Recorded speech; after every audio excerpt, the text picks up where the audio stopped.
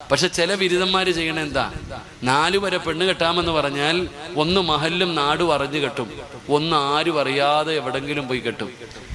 നാടും വീടും അറിയാതെ എവിടെങ്കിലും പോയി ഒരു പെണ്ണും കെട്ടി ഒരു വാടക വീട് കൊടുത്തിട്ട് പറയും ഞാൻ പിരിവിന് വരുന്നവരെ വരാൻ ആഴ്ചയിൽ ഒരു ദിവസം. ആരും അറിയാതെ ഒളിച്ചും പാത്തും ഞാൻ ആഴ്ചയിൽ ഒരിക്കൽ വരാന്ന്. അങ്ങനെ പെണ്ണ് കെട്ടാൻ അള്ളാഹ് പറഞ്ഞിട്ടില്ല. അറിയോ നിനക്ക്? ഈ പെണ്ണിനെ എങ്ങനെയാണോ നോക്കണം അതേപോലെ തന്നെ നീ അഭിമാനത്തോടെ നാട്ടുകാരുടെ മുമ്പിൽ പറയണം ഇവളെൻ്റെ ഭാര്യയെ ഞാൻ കെട്ടിയതാന്ന് അന്തസ്സോടെ പറയാൻ പറ്റണം. ഭാര്യമാരുടെ ഇടയിൽ വേർതിരിവ് കാണിക്കുന്നവൻ ഒരിക്കലും രക്ഷപ്പെടൂല. അള്ളാഹു നമ്മളെ കാത്തുരക്ഷിക്കുമാറാകട്ടെ. അവർക്ക് വേണ്ടതൊക്കെ നീ കൊടു, അവൾക്ക് എന്താണോ ആവശ്യം നീ കൊടു. ഇവിടെ ചിലരെങ്ങനല്ല, കൊടുക്കത്തില്ല, ചെലവിന് പോലും കൊടുക്കില്ല, ചെലവിന് പോലും കൊടുക്കാത്ത ആൾക്കാരുണ്ട്. മഹാനായ നബിയനാ റസൂലുള്ളാഹി സ്വല്ലല്ലാഹു അലൈഹി വസല്ലം നബിതങ്ങളുടെ മുമ്പിൽ മഹദിയായ ഹിന്ദ് റളിയല്ലാഹു തആല അൻഹ, ആ മഹദി നബിതങ്ങളുടെ മുമ്പിൽ വന്നിട്ട് പറഞ്ഞു, നബിയെ എൻ്റെ ഭർത്താവ് നാട്ടുകാരുടെ മുമ്പിൽ വലിയ ആളാ, പക്ഷെ എനിക്ക് ചെലവിനൊന്നും തരൂല. എൻ്റെ ഭർത്താവ് എനിക്ക് ചെലവിനൊന്നും തരൂല നബിയെ. ഞാൻ ഇടയ്ക്കിടയ്ക്ക് എന്ത് ചെയ്യും, പോക്കറ്റിൽ നിന്ന് ചോദിക്കാതെ എടുക്കും. പാവമാണോ നബിയെ? അള്ളാഹു നമുക്ക് ഈമാൻ തരുമാറാകട്ടെ. അള്ളാഹ് ഈമാൻ തരുമാറാകട്ടെ. ഭർത്താവിന്റെ പോക്കറ്റിൽ നിന്ന് ഭാര്യ ചോദിക്കാതെ പൈസ എടുക്കും. ഇത് തെറ്റാണോ? തെറ്റാണോ? എടുക്കാൻ പാടുണ്ടോ? നിങ്ങളെല്ലാവരും എഴുന്നേറ്റ്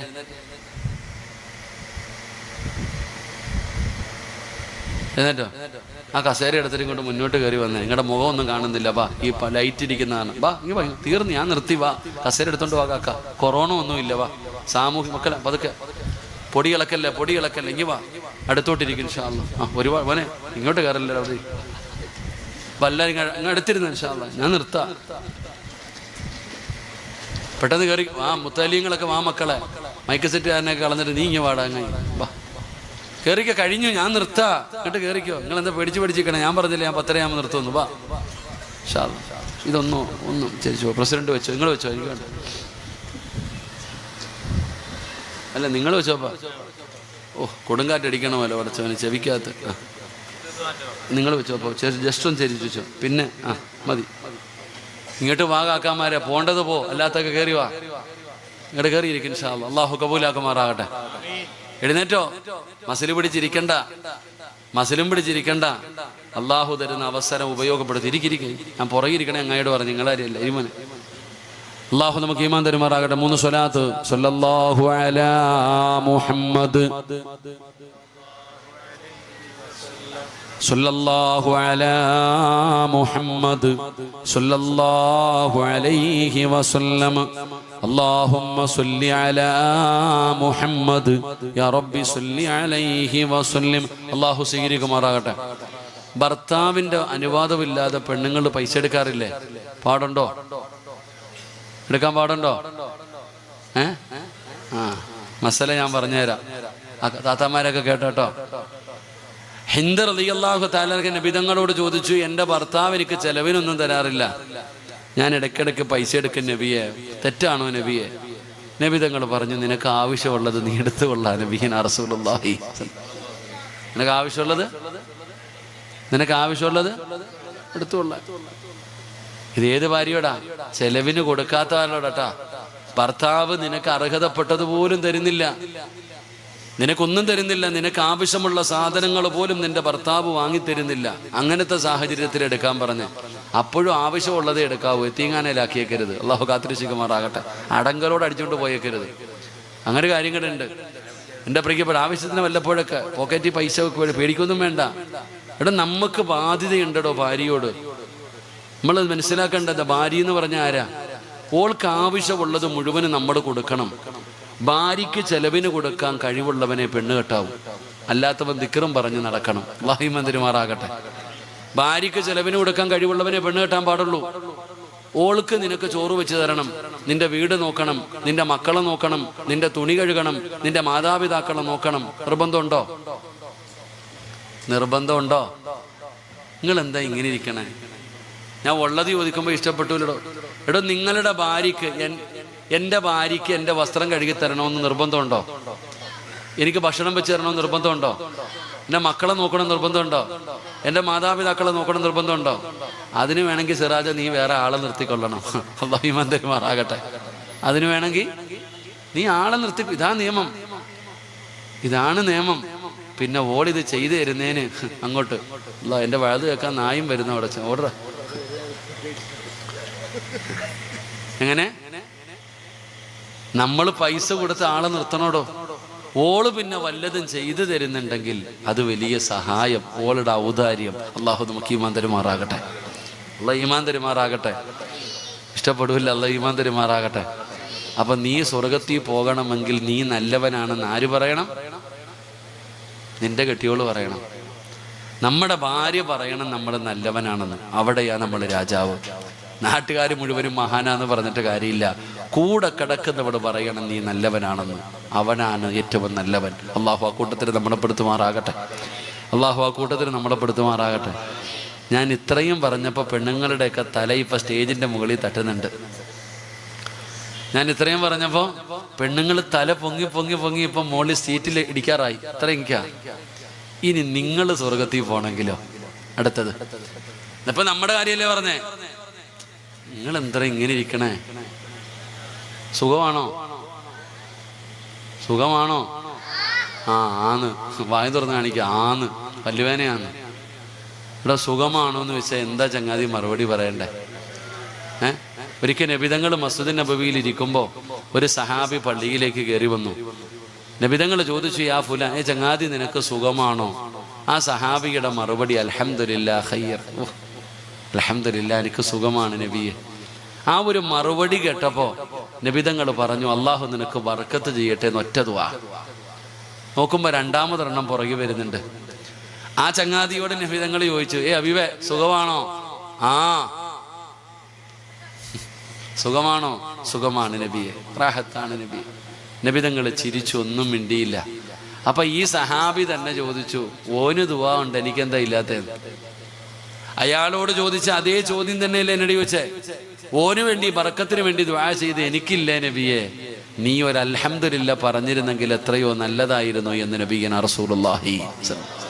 ഇനി പറ, സുഖമാണോ? എനിക്ക് തോന്നിയതല്ലല്ലോ. സുഖല്ലേ? ഉറക്കെ പറ, സുഖല്ലേ? അൽഹംദുലില്ലാ. അപ്പൊ അൽഹംദുലില്ലാ പറയുക. സുഖമാണോ എന്ന് ചോദിച്ചാൽ അൽഹംദുലില്ലാ പറയുക.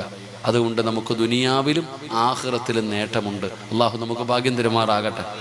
ഒരാൾ ചോദിക്കുന്നു, കടയിൽ കച്ചവടം ഉണ്ടോ? നീ എന്തു പറയും? പിന്നെ എന്തിനാളിയാ ഗൾഫിലൊക്കെ പോണേ? അറബിയുടെ അടിമയെ പോലെ അവിടെ പോയി കിടന്ന് കഷ്ടപ്പെടുന്ന എന്തിനാ? ഇവിടെ ദിവസവും 2000-3000 3000 മാസം നല്ല നല്ല വരുമാനമുണ്ട്. എന്തിനാ ഞാൻ പോണത്? പിന്നെ മുട്ട കുഴിച്ചിട്ടു എന്ന് പറഞ്ഞിട്ട് വല്ല കാര്യമുണ്ടോ? എടാ, നീ നിന്റെ നാവ് സൂക്ഷിക്കണം. നിന്റെ അടുത്ത് നാട്ടുകാർ ചോദിച്ചത് നിനക്ക് ലാഭമുണ്ടോന്ന്, നീ ഇങ്ങനെ പത്രത്തിൽ കൊടുത്ത പോലെ പറഞ്ഞുകൊണ്ട് കിടക്കണം.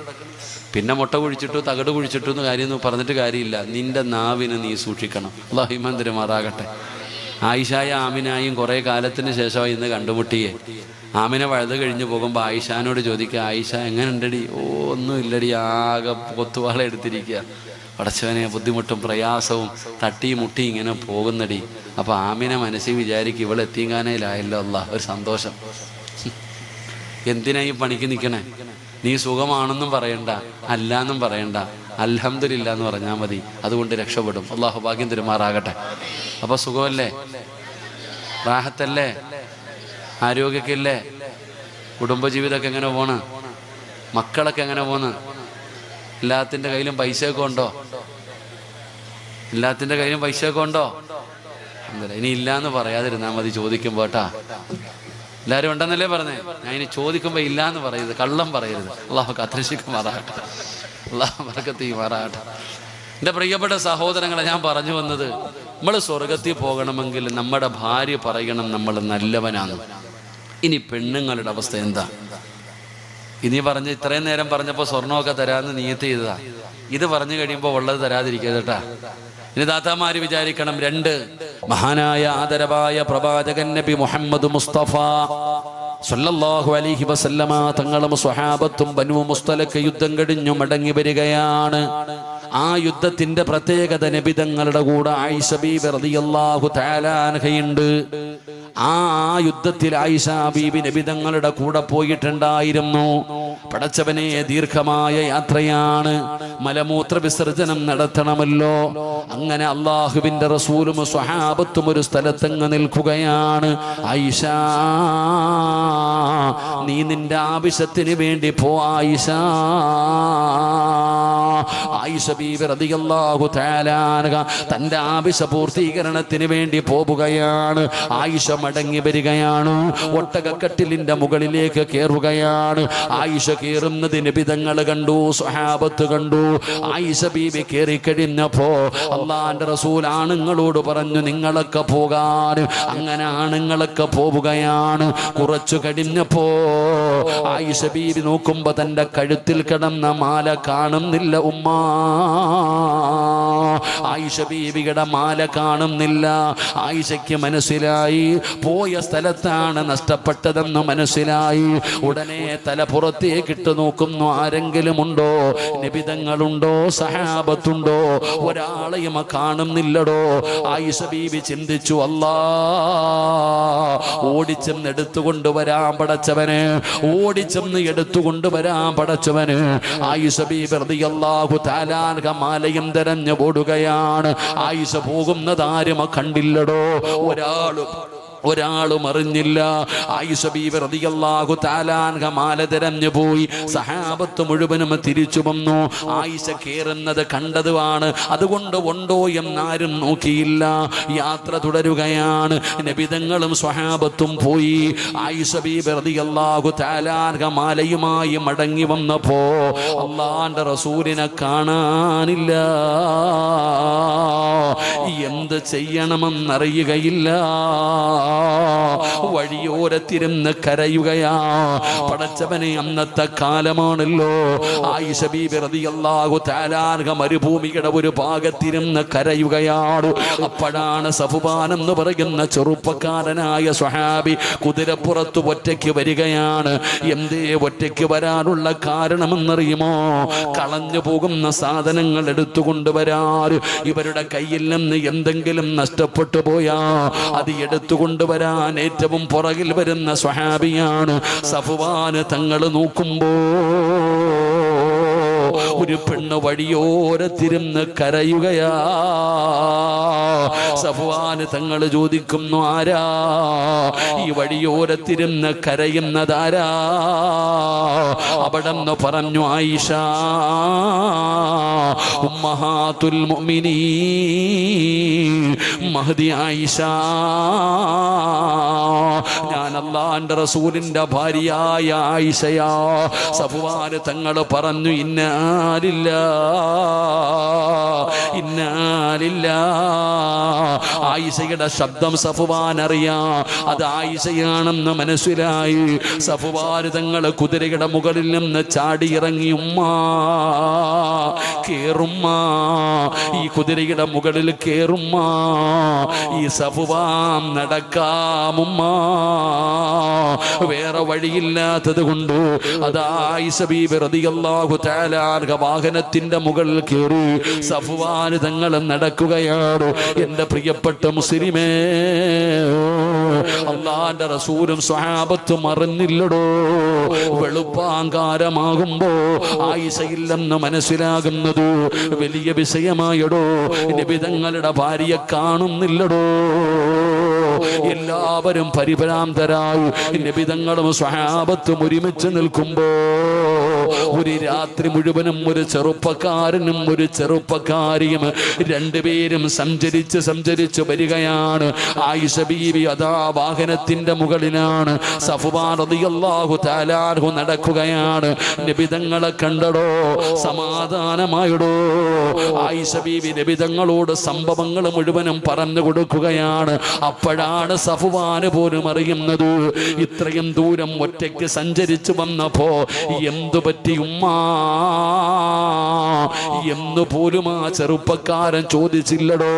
സഫ്വാൻ തങ്ങളുടെ വിഷയം അറിയുന്നത് നബി തങ്ങൾ പറയുമ്പോഴാണ്. റബ്ബേ സമാധാനമായി യാത്ര തുടങ്ങാൻ പോകുമ്പോ മുനാഫിക്കീങ്ങളുടെ നേതാക്കന്മാരിൽപ്പെട്ട അബ്ദുല്ലാഹി ഇബ്നു സലൂൽ എന്ന് പറഞ്ഞ ഒരു വൃത്തികെട്ടവൻ ആ കൂട്ടത്തിലുണ്ടായിരുന്നു. അവന് നബി തങ്ങളെ ഇഷ്ടമല്ല, മുസ്ലിമീങ്ങളെ ഇഷ്ടമല്ല. അവൻ പറഞ്ഞു, രണ്ടുപേരും ചെറുപ്പക്കാരാണല്ലോ, ഒരു രാത്രി ഒറ്റയ്ക്ക് വന്നതാണല്ലോ, എന്തെങ്കിലുമൊക്കെ നടന്നിട്ടുണ്ടാകും. ആയിഷ ബീവിയെ കുറിച്ച് ആരോപണം നടത്തുകയാണ്, വ്യഭിചാര ആരോപണം നടത്തുകയാണ്. പടച്ചവനെ കാട്ടുതീ പടരുന്നത് പോലെ മദീന മുഴുവനും പടരുകയാണ്. പടച്ചവനെ കേട്ടവർ വിശ്വസിക്കുകയാ. വിശ്വസിക്കാനുള്ള കാരണം എന്തെന്നറിയുമോ? പറഞ്ഞത് മുശ്രിക്കീങ്ങളല്ല, നബി തങ്ങളുടെ കൂടെ പോയവരാ പറഞ്ഞത്. അതുകൊണ്ട് പലരും വിശ്വസിച്ചടോ. ഒരു നാട് മുഴുവനും ആയിഷയെ കുറിച്ച് ചർച്ചയായി. എവിടെ നോക്കിയാലും ആയിഷ, എവിടെ നോക്കിയാലും ആയിഷ. അല്ലാഹുവിന്റെ റസൂലിനെ സഹികെട്ടടോ. തന്റെ ഭാര്യയെ കുറിച്ച് അപവാദം പറയുന്നത് കേട്ടപ്പോ നബി തങ്ങൾക്ക് സഹിക്കാൻ പറ്റിയില്ല. അല്ലാഹുവിന്റെ പ്രവാചകൻ മസ്ജിദ് നബവിയുടെ മിമ്പറിൽ കയറുകയാണ്. തന്റെ പ്രിയപ്പെട്ട ഭാര്യയെ കുറിച്ച് ജനങ്ങൾ അപവാദം പറയുന്നത് കേട്ടപ്പോ നബി തങ്ങൾ പള്ളിയുടെ മിഹ്റാബിൽ കയറി, യാ അയ്യുഹന്നാസ്, അല്ലയോ സ്വഹാബാ, എന്റെ ആയിഷയെ കുറിച്ച് നിങ്ങൾ പറയുന്നത് ഞാൻ അറിയുന്നുണ്ട് സഹാബ. നിങ്ങളൊക്കെ എൻ്റെ ആയിഷയെ കുറിച്ച് പറയുന്നത് ഞാൻ അറിയുന്നുണ്ട് സഹാബ. എനിക്കറിയാം എൻ്റെ ആയിഷയെ. നിങ്ങൾ എന്ത് വേണമെങ്കിലും പറഞ്ഞോ, നിങ്ങൾ എന്ത് വേണമെങ്കിലും പറഞ്ഞോ, ഏത് കഥ വേണമെങ്കിലും നിങ്ങൾ ഇറക്കിക്കോ. നബി തങ്ങളുടെ മറുപടി എന്തെന്നറിയുമോ? ലാകിൻ വല്ലാഹി മാ അലിംതു അലാ അഹ്ലി ഇല്ലാ ഖൈറാ. നബി തങ്ങളുടെ മറുപടി എന്തെന്നറിയുമോ? അല്ലാഹുവിനെ കൊണ്ട് തന്നെയാണ് സത്യം, എനിക്ക് എൻ്റെ ആയിഷയെ നല്ലതുപോലെ അറിയാം. മാ അലിംതു അലാ അഹ്ലി ഇല്ലാ ഖൈറാ. അവൾ ഇന്നലെ വരെ എൻ്റെ കൂടെ ജീവിച്ചവളാ, അവൾ ഇന്നലെ വരെ എൻ്റെ കൂടെ ജീവിച്ചവളാ. അവളുടെ ജീവിതത്തിൽ ഇന്ന് വരെ ഞാൻ ഖൈറല്ലാത്ത ഒരു കാര്യം കണ്ടിട്ടില്ല. ഒരു വൃത്തികെട്ട പ്രവർത്തനം എൻ്റെ ആയിഷയുടെ ഭാഗത്ത് നിന്നുണ്ടാകുന്നത് ഞാൻ കണ്ടിട്ടില്ല. അതുകൊണ്ട് നിങ്ങൾ എന്ത് വേണമെങ്കിലും പറഞ്ഞോ, എൻ്റെ ഭാര്യ നല്ലവളാ, എൻ്റെ ഭാര്യ നല്ലവളാ. മഹാനായ ആദരവായ പ്രവാചകൻ നബി മുഹമ്മദ് മുസ്തഫ ഒരു നാട് മുഴുവനും ആയിഷ ബീവിയെ കുറിച്ചിട്ട് അപവാദം പറയും. കാരണം തെളിവുകൾ മുഴുവൻ ആയിഷയ്ക്കെതിരായിരുന്നു. എന്നിട്ട് നബി തങ്ങൾ പറഞ്ഞു, എൻ്റെ ആയിഷ നല്ലവളാ, നിങ്ങൾ എന്തു വേണമെങ്കിലും പറഞ്ഞോ, എനിക്കെൻ്റെ ഭാര്യയെ വിശ്വാസമാണെന്ന് മഹാനായ നബിയനാ റസൂലുള്ളാഹി. എൻ്റെ വഴുത് കേൾക്കണ താത്താമാരെ, നിന്റെ ഇക്ക ഇങ്ങനെ പറയോ? നീ ചിന്തിക്കേണ്ടത്, നിന്റെ ഭർത്താവ് പറയുമോ നീ നല്ലവളാണെന്ന്? എൻ്റെ ഭാര്യ നല്ലവളാണെന്ന് നിന്റെ ഭർത്താവ് പറയുമോ ഇല്ലയോ എന്ന് നീ ചിന്തിക്ക്. അള്ളാഹു നമുക്ക് ഈമാൻ തരുമാറാകട്ടെ, അള്ളാഹു നമുക്ക് ഈമാൻ തരുമാറാകട്ടെ. നമ്മൾ പഠിക്കേണ്ട ചില കാര്യമുണ്ടോ. നമ്മുടെ ഭാര്യമാരെ കുറിച്ച് പലരും കിട്ടാത്ത മുന്തിരിങ്ങ പുളിക്കും. ഒരുത്തം പറയും, അങ്ങോട്ട് പോയി ചാറ്റി, മൊബൈൽ എടുത്തു, മെസ്സേജ് എഴുതി, അത് ഇത് പലതും പറയും. നിന്റെ ഭാര്യ അവിടെ വെച്ച് കണ്ടു, അത് കണ്ടു, ഇത് കണ്ടു എന്ന് പറയുമ്പോഴത്തേക്ക് ആരെങ്കിലും എന്തെങ്കിലും പറഞ്ഞാൽ നമ്മൾ ഭാര്യയെ വിളിച്ചിട്ട് പറയും, ഞാൻ വരുന്നതിന് മുമ്പ് നീ വെക്കോളാം വാരി കിട്ടി. എടാ, 20 കൊല്ലം 25 കൊല്ലം കൂടെ കടന്നവളെ വിശ്വാസമില്ല. ഭാര്യക്ക് ഭർത്താവിന് വിശ്വാസമില്ല, ഭർത്താവിന് ഭാര്യയും വിശ്വാസമില്ല. ഭാര്യയുടെ ഭാഗത്ത് എന്തെങ്കിലും ഒരു തെറ്റ് കണ്ട ഭർത്താവ് അപ്പോഴേ തീരുമാനമെടുത്തു. ഭർത്താവിൻ്റെ ഭാഗത്ത് എന്തെങ്കിലും തെറ്റ് കണ്ട ഭാര്യയും തീരുമാനമെടുത്തു. ആര് ചോദിക്കേ? ഞാൻ ചോദിക്കട്ടെ ചങ്ങാതിമാരെ, മൊബൈലുള്ളവരൊക്കെ ഒന്ന് കൈപൊക്കിക്കേ. ഇവിടെ സ്വന്തമായിട്ടും മൊബൈലുള്ളവർ, ബെൻസുള്ളവരല്ല, മൊബൈലുള്ളവർ കൈപൊക്കിക്കേ. എല്ലാവരുടെ കയ്യിലും എന്താ? നിങ്ങളുടെ കയ്യിലൊന്നും ഇല്ല ചങ്ങാതിമാരെ? മൊബൈലില്ലേ? എല്ലാവരുടെ കയ്യിലും മൊബൈലുണ്ട്. അല്ലാഹു ഈമാൻ തരുമാറാകട്ടെ. എടാ, ഈ കരുനാഗപ്പള്ളിയിലും ഈ ശാസ്താംകോട്ടയിലൊക്കെ ഈ ലക്ഷക്കണക്കിന് രൂപ ഇരിക്കുന്ന ബാങ്കിൻ്റെ ലോക്കറുണ്ടല്ലോ, കോടിക്കണക്കിന് രൂപയുണ്ട് അതിനകത്തൊക്കെ. ആ ലോക്കറിന് പോലും ഇല്ലാത്ത ലോക്ക നമ്മുടെയൊക്കെ ഫോണിന്. അല്ലാഹു കാത്തിരക്ഷിക്കുമാറാകട്ടെ. ആ കോടികളിരിക്കുന്ന ലോക്കറിനില്ലാത്ത ലോക്ക വാപ്പ നിന്റെ ഫോണില്. എടാ ചങ്ങായി, ഈ ലോക്ക് അഴിച്ചിട്ടെ ഒരു ദിവസം ഈ ഫോൺ കൊണ്ട് ഭാര്യയുടെ കയ്യിൽ കൊടുക്കാൻ ധൈര്യമുണ്ടോ? നീയാ ഒരു മെസ്സേജ് കണ്ടപ്പോ ഓളെ നന്നാക്കാൻ നടക്കണേ. പെണ്ണെ, നീ ഇങ്ങനെ ഇത് വെച്ചോണ്ട് കിടക്ക. എടാ ഭർത്താവിന് ഭാര്യയുടെ ഫോണെങ്ങാനും ഭർത്താവ് എടുത്ത് നോക്കിയാൽ പറയും ഇയാൾക്ക് സംശയം.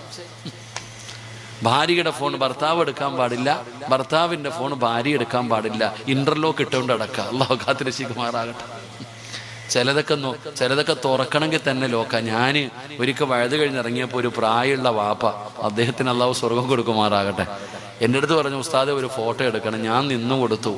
ആ വാപ്പ എടുത്ത ലോക്ക് എനിക്ക് ഇപ്പോഴും ഓർമ്മയുണ്ട്. കണ്ടുപിടിക്കാൻ പറ്റാത്ത ലോക്ക. ഒരാൾക്കാർ എന്തൊക്കെ ലോക്കുകളാടോ, എന്തിന് മറച്ചു വെക്കാനുള്ളത് കൊണ്ടല്ലേ. എന്താ നിന്റെ ഭാര്യയുടെ കയ്യിൽ കൊടുക്കാൻ പേടിയെന്താ? സഹോദരി, നിന്റെ ഫോൺ എന്താ നിന്റെ ഭർത്താവിന് കൊടുക്കത്ര പേടിയെന്തേ? പേടിക്കാനുള്ളത് കൊണ്ടല്ലേ കൊടുക്കാത്ത. കുറെ കാലം നമ്മൾ പറഞ്ഞു ഉസ്താദെ കുട്ടികൾ എടുക്കാതിരിക്കാനാണ്. അമ്മമാരെടുത്ത് ഗെയിം കളിക്കുമെന്ന്. പിന്നെ നിന്റെ പട്ടി എറിയുന്ന ഫോൺ അമ്മമാർക്ക് എന്തിനാ? അവര് തലകണയുടെ അത്രയുള്ള ടാപം കൊണ്ടല്ലേ നടക്കാം. ഇവിടെ കുട്ടികൾക്കൊന്നും വാപ്പാടെ ഉമ്മാടെ ഫോണൊന്നും വേണ്ട, അമ്മമാരെ കയ്യിൽ നല്ല ഫോണല്ലേ. അപ്പൊ മറച്ചു വെക്കാൻ നമുക്ക് പലതും ഉണ്ടോ. ചില ഭർത്താക്കന്മാര് ബാത്റൂമിൽ പോകുമ്പോഴും അതും കൊണ്ടാ പോണേ. അല്ലാഹു കാത്തിരക്ഷിക്കുമാറാകട്ടെ. അവിടെയും കൂടെ കൊണ്ടുപോകാം. കാരണം കണ്ടു കഴിഞ്ഞാലോ സ്നേഹമില്ലടോ, വിശ്വാസമില്ല. അങ്ങോട്ടും ഇങ്ങോട്ടും പരസ്പരം അങ്ങോട്ടും ഇങ്ങോട്ടും വിശ്വാസമൊന്നുമില്ല. 10, 15, 20 കൊല്ലം കൂടെ കിടന്നാലും ഒരൊറ്റ നിമിഷം കൊണ്ടെല്ലാം തീരുക. എന്തെല്ലാം കേസാ. ഭർത്താവ് പീഡിപ്പിച്ചു, ഭർത്താവിന്റെ എഴുന്നേക്കാൻ പറ്റാത്ത വാപ്പായും പീഡിപ്പിച്ചു എന്ന് കേസ് കൊടുത്തു കളയും. അല്ലാഹു കാത്തിരക്ഷിക്കുമാറാകട്ടെ. എന്തെല്ലാം നിനക്ക്. പെണ്ണുങ്ങളൊന്ന് പിണങ്ങിക്കഴിഞ്ഞാൽ പറയും ഭർത്താവിന്റെ തള്ളയും കൂടെ എന്നെ സ്ത്രീധനത്തിന് പീഡിപ്പിച്ചു. എന്തെല്ലാം കേസുകൾ. അല്ലാഹു നമ്മളെ കാത്തിരക്ഷിക്കുമാറാകട്ടെ. സ്നേഹമൊന്നുമില്ല ഒന്നിനും. അഭിനയവാ ജീവിതം. അങ്ങോട്ടും ഇങ്ങോട്ടും ഇങ്ങനെ അഭിനയിച്ച് കളയുകയാ. സ്നേഹിക്ക് ചങ്ങാതി പരസ്പരം. കുടുംബജീവിതം എന്ന് പറഞ്ഞാൽ എന്തെന്നറിയോ? എന്തൊരു സുഖമെന്നറിയോ? എന്താ സന്തോഷമെന്നറിയോ? പരസ്പരം അങ്ങോട്ടും ഇങ്ങോട്ടും സ്നേഹിക്കാനും സന്തോഷത്തോടെ ജീവിക്കാൻ പഠിക്കണം. അല്ലാഹു നമുക്ക് അങ്ങോട്ട് നമ്മുടെ ജീവിതത്തിൽ അല്ലാഹു ബർക്കത്ത് ചെയ്യുമാറാകട്ടെ. അല്ലാഹു നമ്മുടെ ജീവിതത്തിൽ ബർക്കത്ത് ചെയ്യുമാറാകട്ടെ. അല്ലാഹു നമ്മുടെ ഭാര്യമാരെയൊക്കെ നന്നാക്കി തരുമാറാകട്ടെ. അല്ലാഹു ഈ സഹോദരിമാരുടെ ഭർത്താക്കന്മാരെയൊക്കെ അല്ലാഹു നന്നാക്കി കൊടുക്കുമാറാകട്ടെ. അല്ലാഹു നമ്മളെ കുടുംബസമേതം സ്വർഗത്തിലെത്തിക്കുമാറാകട്ടെ. അല്ലാഹു നമ്മുടെ ദുനിയാവിലെ ഭാര്യയെ സ്വർഗത്തിലും ഭാര്യയായിട്ട് കിട്ടണമെന്ന് ആഗ്രഹമുള്ള ഭർത്താക്കന്മാരൊക്കെ ഒന്ന് കൈവക്കിക്കേ. സെക്രട്ടറിയും പ്രസിഡന്റൊക്കെ പൊക്കിക്കോ. പെണ്ണമ്പിള്ളമാര് കണ്ടുകൊണ്ടിരിക്കുന്നുണ്ട്. പൊന്നാര ഖജാൻജി ഇന്ന് വീട്ടിൽ പോണ്ട. ഇവരെ പലരും കൈ പൊക്കണില്ല. കൈ പൊക്കണോ വേണ്ടി കൊടി പൊക്കണോ ആലോചിക്കുക. എങ്ങനെ എന്താ കൈ പൊക്കാത്തതിന്റെ കാരണം എന്താ? ഇവള് സ്വർഗത്തിലുണ്ടോ? അല്ല, ഇവള് സ്വർഗത്തിലുണ്ടോ എന്നാ പലരും ചിന്തിക്കണേ. ഏതാത്താ നിനക്ക് ആഗ്രഹം ഉണ്ടായി ചങ്ങാതി നിന്റെ കൂടെ കൊണ്ടുപോകാൻ? എന്റെ റബ്ബേ, അല്ലാഹു കാത്തിരക്ഷിക്കുമാറാകട്ടെ. കാരണം അത്രയ്ക്കും നല്ല മനുഷ്യന്മാരെ നമ്മുടെ ജീവിതം എന്ന് പറഞ്ഞാൽ അങ്ങനെ. നമ്മളിങ്ങനെ അഭിനയം അടിയും എടോ ജീവിതം എന്ന് പറഞ്ഞാൽ അടിയും വഴക്കൊക്കെ ഉണ്ടാവും. ഇവർക്കൊന്നും അറിയാം. നിങ്ങൾ ഈ സീരിയൽ കാണാൻ നിർത്തിയാൽ മതി, രക്ഷപ്പെടും. ഈ സീരിയലും സിനിമയൊക്കെ കാണുന്ന നോവലൊന്നും. ജീവിതം എന്ന് പറഞ്ഞാൽ എന്തടോ? ഇവിടെ ഭാര്യയും ഭർത്താവും എന്ന് പറഞ്ഞാൽ ചട്ടിയും കലവും പോലെ തട്ടിയും മുട്ടിയും കിടക്കും. ചിലപ്പോൾ വഴക്കുണ്ടാകും. ഞാൻ എപ്പോഴും പെണ്ണുങ്ങളോട് പറയാറുണ്ട്, ഈ ഒലിപ്പിച്ചുകൊണ്ട് കിടക്കുന്ന ഭർത്താവിനെ വിശ്വസിക്കരുത് കേട്ടാ. മോളെ, മുത്തേ, വാവേ, ഒരിക്കലും ഓനെ വിശ്വസിക്കരുത്. എടോ കുടുംബജീവിതം എന്ന് പറഞ്ഞാൽ വഴക്കുണ്ടാകും. ഈ ഭർത്താക്കന്മാരിങ്ങനെ എപ്പോൾ നോക്കിയാലും ചക്കരെ, വാവേ, മുത്തേ. എനിക്ക് എൻ്റെ ഭാര്യ അടുത്ത് ഞാൻ പറയും ഇക്ക എന്താ ഇങ്ങനെയൊന്നും വിളിക്കാത്തതെന്ന് ഒളി എൻ്റെ അടുത്ത് ചോദിക്കും. ഇക്കൊക്കെ എന്താ എപ്പോൾ നോക്കിയാലും ഇങ്ങനെ ദേഷ്യം. ഞാൻ പറയും അഭിനയിക്കണോ അതോ യഥാർത്ഥമായി ജീവിക്കണം? അഭിനയിക്കാനാണെങ്കിൽ അഭിനയിക്കാം. ഇങ്ങനെയൊക്കെ വിളിക്കണവരെ നമ്മൾ വളരെ ശ്രദ്ധിക്കണം സഹോദരിമാരെ. ഇവിടെ നബിതങ്ങളുടെ ജീവിതത്തിൽ ലോകത്ത് ഏറ്റവും നല്ല ജീവിതം നയിച്ചാളെ നബിതങ്ങളുടെ ഭാര്യയാണ് കറിയും പാത്രം എടുത്ത് എറിഞ്ഞു പൊട്ടിച്ചത്. അല്ലാഹു കാത്തിരക്ഷിക്കുമാറാകട്ടെ. ആരുടെ വീട്ടില്? കളന്തരിക്കണേ. അള്ളാന്റെ റസൂലാണ് ഏറ്റവും നല്ല വ്യക്തി. ആ നബിതങ്ങളുടെ ഭാര്യ കറിയും പാത്രം എറിഞ്ഞു പൊട്ടിച്ചെങ്കിൽ നിന്റെ ആമിനെ ആരോ ഒന്ന് അരച്ചേക്ക്. നമ്മുടെ ആമിനെ കുറിച്ച് നമ്മൾ ചിന്തിച്ചു നോക്കിയേ. ഇവിടെ ജീവിതം എന്ന് പറഞ്ഞ അങ്ങനെ. നബിതങ്ങളുടെ വീട്ടിൽ വഴക്കും ബഹളം ഉണ്ടായിട്ടുണ്ട്. നബിയും ആയിഷ ബീബിയും പിണങ്ങി നടന്നിട്ടില്ലേ? ജീവിതം എന്ന് പറഞ്ഞാൽ അങ്ങനെ അടിയും വഴക്കും ബഹളമൊക്കെ ഉണ്ടാകും. പക്ഷെ അതൊക്കെ രാത്രിയാകുമ്പോൾ തീർന്നു പോകണം. നമ്മൾ അങ്ങനല്ല. നമുക്ക് ഈഗോയാ. അല്ലാഹു കാത്തിരക്ഷിക്കുമാറാകട്ടെ. നമ്മൾ മിണ്ടും വഴക്കും ബഹളമൊന്നുമില്ല. വാശിയും വൈരാഗ്യവും നമുക്ക്. ഇവിടെ അള്ളാഹുവിന്റെ ഖുർആൻ പറഞ്ഞെന്തെന്നറിയോ? ഇന്ന് ലോകത്തില്ലാത്തത് സമാധാനമാണ്. അള്ളാഹു നമുക്ക് സമാധാനം നൽകുമാറാകട്ടെ. സമാധാനം കിട്ടാനുള്ള ഒരു വഴി പറഞ്ഞു തരട്ടെ? വേണോ വേണ്ടേ? താത്താമാരെ, സമാധാനം കിട്ടാനുള്ളൊരു വഴി വേണോ? വേണോ? വേണോ? പെണ്ണ് കെട്ടിയാ മതി എന്ന് അല്ലാഹുവിന്റെ വിശുദ്ധ ഖുർആൻ. സമാധാനം കിട്ടാനുള്ള വഴി എന്താ? നിങ്ങൾക്ക് എന്നോട് എന്തോ ഒരു കലിയുള്ളത് പോലെ. അള്ളാഹുവിന്റെ ഖുർആനാ പറയുന്നത് വിവാഹം കഴിച്ച സമാധാനം കിട്ടും. എന്ത് കഴിച്ച? വിവാഹം കഴിച്ച എന്ത് കിട്ടും? സമാധാനം കിട്ടും. നിനക്കുണ്ടോ? നീ ഒന്നുകൂടെ കെട്ടണമെന്നാ? അല്ല.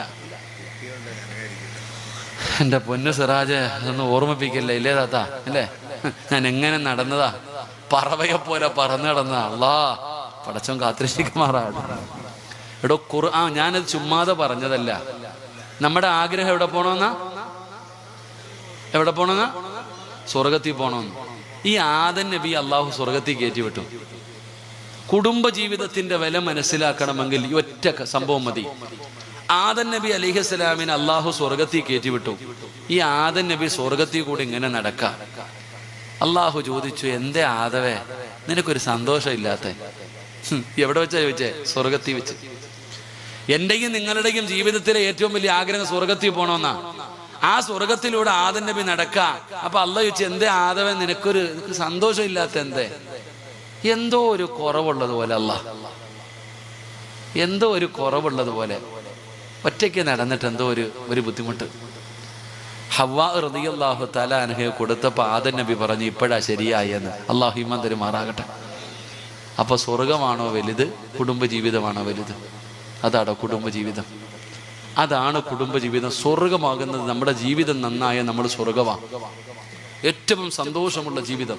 പിന്നെ എന്ന് പറഞ്ഞാൽ പിന്നെ വഴക്കും ബഹളമൊക്കെ ഉണ്ടാകും. അതൊക്കെ കുറച്ച് മനസ്സിലാക്കിയാൽ മതി. ഭാര്യ കൂടെ കടന്നാ പോരാ, ഭാര്യയെ മനസ്സിലാക്കണം, പെണ്ണ് ഭർത്താവിനെ മനസ്സിലാക്കണം. അല്ലാഹു ഈമാൻ തരുമാറാകട്ടെ. കൂടെ ജീവിച്ചു എന്ന് പറഞ്ഞിട്ട് കാര്യമില്ല. പെണ്ണിന് ചില സ്വഭാവങ്ങളുണ്ട്. ലൈവ് ആയതുകൊണ്ട് ഞാൻ പറയണില്ല, കേസ് കുറേ ഉള്ളത് കൊണ്ട്. ഒന്നാമത് 10-29 കേസുണ്ട്. പെണ്ണുങ്ങളെ തല്ലാൻ പറഞ്ഞു എന്ന് പറഞ്ഞിട്ട് എനിക്ക് ഒരുപാട് കേസുണ്ട്. ലൈവ് എന്ന് കേൾക്കുമ്പോഴേ എനിക്ക് പേടിയാണ്. ഇവിടെ പെണ്ണുങ്ങൾക്ക് ചില സ്വഭാവമുണ്ട്. ഇത് മനസ്സിലാക്കിയ ജീവിതം റാഹത്ത. ഒരു സ്വഭാവം പറഞ്ഞു തരട്ടെ? വേണോ വേണ്ടേ? വേണോ വേണ്ടേ?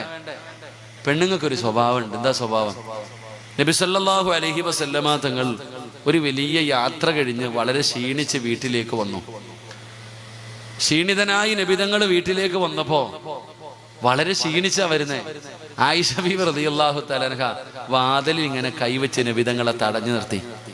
എന്നിട്ട് ചോദിച്ചു, നബിയെ, പെണ്ണുങ്ങളിൽ വെച്ച് ഏറ്റവും ഇഷ്ടം ആരെയാ?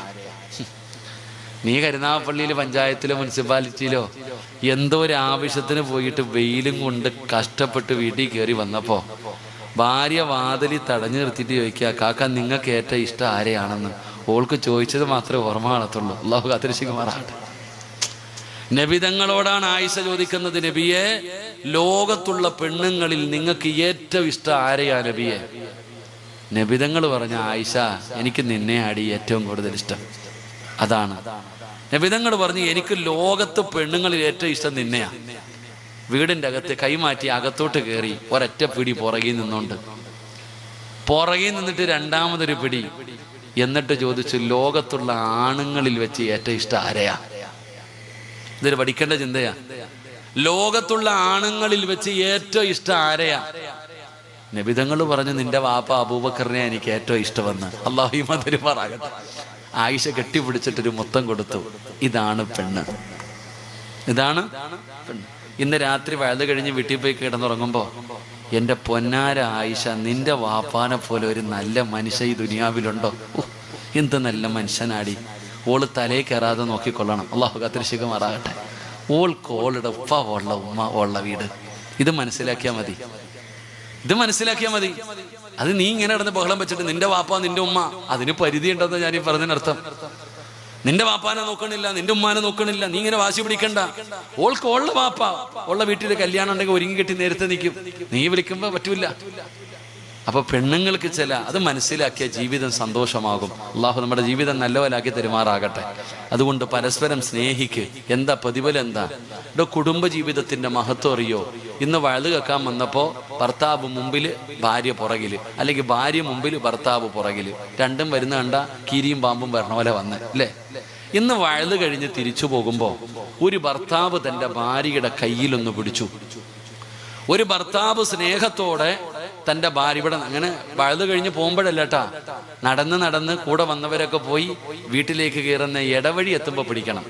നമ്മൾ ചിലതിനെ കാണാറുണ്ട്, ബൈക്കിൽ പോകുമ്പോൾ തലയുടെ മുകളിൽ ഇരിക്കുന്ന ഭാര്യ, അത് വേറെ അഭിനയം. അള്ളാഹു കാത്തിരക്ഷിക്കുമാറാകട്ടെ. ആത്മാർത്ഥ സ്നേഹമുള്ളവൻ കടപ്പുറത്ത് പോയി പിടിച്ചോണ്ടിരിക്കുവോ? നടറോടി ഇല്ല. നിന്റെ വീടിന്റെ മുറ്റത്തെത്തുന്നു ആരുമില്ല. ആ സമയത്ത് നിന്റെ ഭാര്യയുടെ കയ്യിലേക്ക് നീ ഒന്ന് ചേർത്ത് പിടിച്ചാൽ നിങ്ങൾ രണ്ടുപേരും ചെയ്ത പാപം അള്ളാഹു പുറത്തു തരുമെന്ന് ആദരവായ പ്രവാചകൻ നബി മുഹമ്മദ് മുസ്തഫ. കയ്യിൽ പിടിച്ചാൽ മതി, ഭാര്യയുടെ കയ്യിൽ പിടിച്ചാൽ മതി ഭർത്താവിൻ്റെയും ഭാര്യയുടെയും പാപം പൊറുക്കാൻ. വേറെ ഏത് നന്മയുണ്ട്? പാപം പൊറുക്കുന്ന കാര്യമാണോ ഭാര്യയുടെ കയ്യിലൊന്ന് പിടിക്കാം? ഒന്ന് ചിരിക്കാൻ പറ്റുമോ നിന്റെ ഭാര്യയുടെ മുഖത്ത് നോക്കിയിട്ട്? നിനക്ക് സംസാരിക്കാൻ പറ്റുമോ? എൻ്റെ പ്രിയപ്പെട്ട സഹോദരങ്ങളെ, ഭാര്യയുടെ മുഖത്ത് നോക്കി ചിരിക്കണ എത്ര ഭർത്താക്കന്മാരുണ്ട്. വഴുത് കഴിഞ്ഞ് പോകുമ്പോഴാണ് അയൽവാസി ആയിഷാനെ കാണുന്നത്. എടീ സുഖമാണോടി, മച്ചയ്ക്ക് സുഖമാണോടി, എന്തൊരു ചിരിയും കളിയും വിശേഷം. സ്വന്തം ഭാര്യയെ നോക്കുമ്പോൾ കടന്തര ബുദ്ധിപോലിരിക്കും നമ്മളിരിക്കും. ആ ചോദ്യം നിന്റെ ഭാര്യയോട് ചോദിക്ക്. എൻ്റെ പ്രിയപ്പെട്ട സഹോദരങ്ങളെ, ആ പുഞ്ചിരിക്കുന്നത് വെറുതെയാകില്ല. മരിച്ചു കിടക്കുമ്പോൾ നിന്റെ മുഖത്ത് ആ പുഞ്ചിരി കാണാം. അള്ളാഹു നമുക്ക് ഈമാൻ തരുമാറാകട്ടെ.